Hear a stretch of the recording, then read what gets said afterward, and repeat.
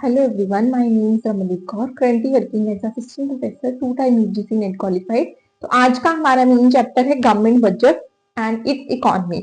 सबसे पहले हम किसका मीनिंग डिस्कस करेंगे? गवर्नमेंट बजट का मीनिंग डिस्कस करेंगे। आप सबको पता है हमारे घरों में भी क्या बनता है? बजट बनता है। उस बजट के अंदर हम क्या आइडेंटिफाई करते हैं कि इस महीने के अंदर हमारे पास इतनी इनकम आएगी और उस इनकम में हमें कितना कितना खर्चा करना है, उसको इनकम को कैसे स्पेंड करना है, खर्चा करना है, उसको ही क्या बोला जाता है? बजट बोला जाता है।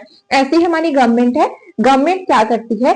एक एस्टिमेटेड बजट बनाती है एक साल के लिए, जो गवर्नमेंट एडवांस में बनाती है कि एक साल में उसने कैसे खर्चा करना है, कैसे उसको इनकम मिलेंगी। तो जनरली गवर्नमेंट बजट होता क्या?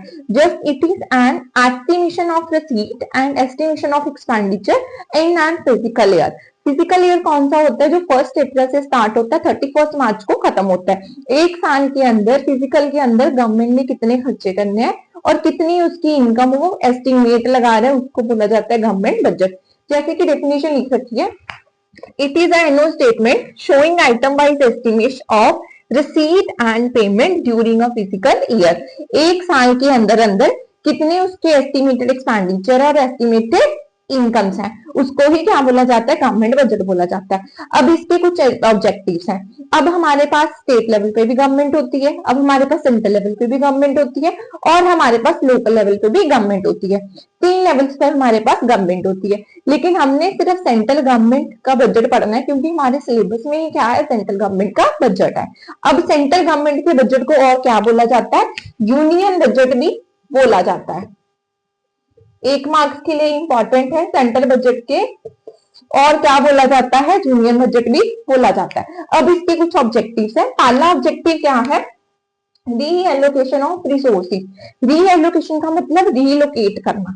फॉर एग्जाम्पल, जब भी गवर्नमेंट बजट बनाती है वो क्या करती है? अपने रिसोर्सेज को रीएलोकेट करती है। मतलब जब वो दोबारा से साइन करती है कि अगर मेरे पास इतनी इनकम है, उस इनकम को मैंने कैसे स्पेंड करना है, उसको इस तरह से स्पेंड करूंगी कि मेरे को मैक्सिमम बेनिफिट मिले। रीएलोकेशन करना अपने रिसोर्सेज का। अब इसके अंदर गवर्नमेंट क्या करती है? सबसे पहले टैक्स कंसेशन देती है। टैक्स कंसेशन या सब्सिडीज बोल सकते हो। टैक्स कंसेशन का मतलब क्या है? गवर्नमेंट के पास कंट्रोल है। गवर्नमेंट क्या देखेगी कि उसको कहां कहां से इनकम राइज होगी और उसने इनकम को कहां कहां स्पेंड करना है। गवर्नमेंट क्या करेगी? प्रोड्यूसर को टैक्स कंसेशन प्रोवाइड करेगी। जब गवर्नमेंट कंज्यूमर को टैक्स, प्रोड्यूसर को टैक्स कंसेशन प्रोवाइड करेगी, उससे उसको क्या मिलेगा? उसको खर्चा होगा गवर्नमेंट का।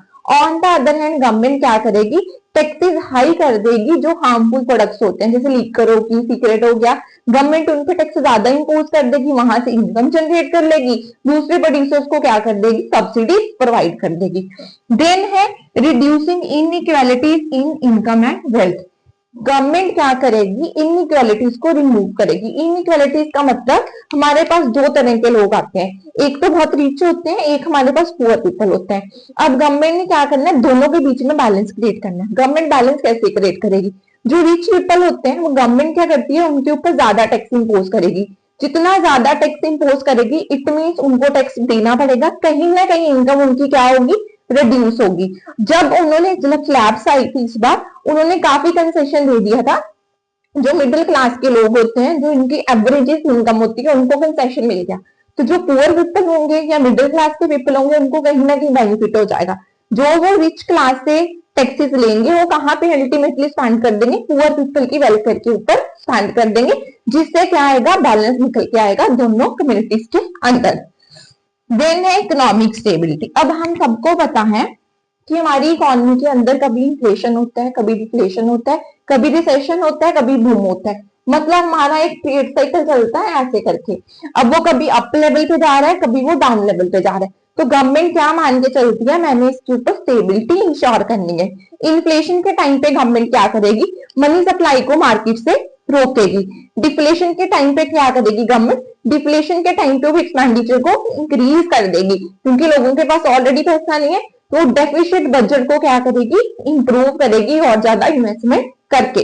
देन है मैनेजमेंट ऑफ पब्लिक एंटरप्राइजेस या पब्लिक सेक्टर।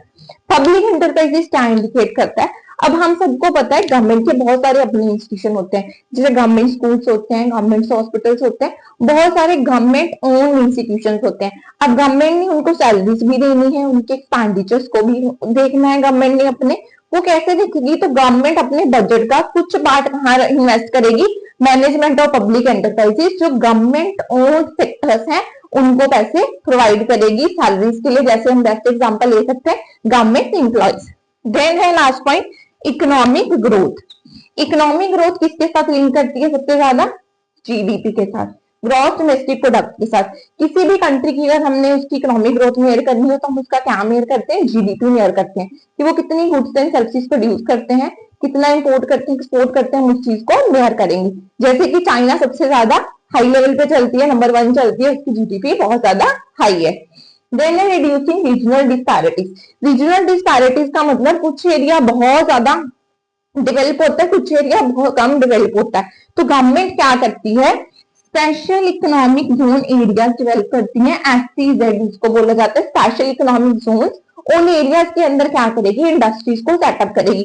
अगर उन एरियाज के अंदर इंडस्ट्रीज को सेटअप करेंगे, वो एरिया डेवलप होगा, वहां पे लोगों को जॉब्स मिलेंगी, एम्प्लॉयमेंट जनरेशन होगा, लोगों के पास पैसा आएगा, बैकवर्ड एरिया डेवलप होगा, रीजनल डिस्पैरिटी खत्म होगी।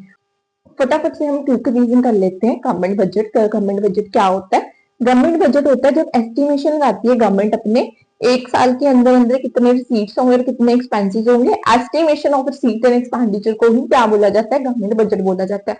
हमारे सिलेबस के अंदर क्या है? सेंट्रल गवर्नमेंट का बजट है, हमने वही डिस्कस करना है। सेंट्रल गवर्नमेंट के बजट को और क्या बोला जाता है? यूनियन बजट भी बोला जाता है।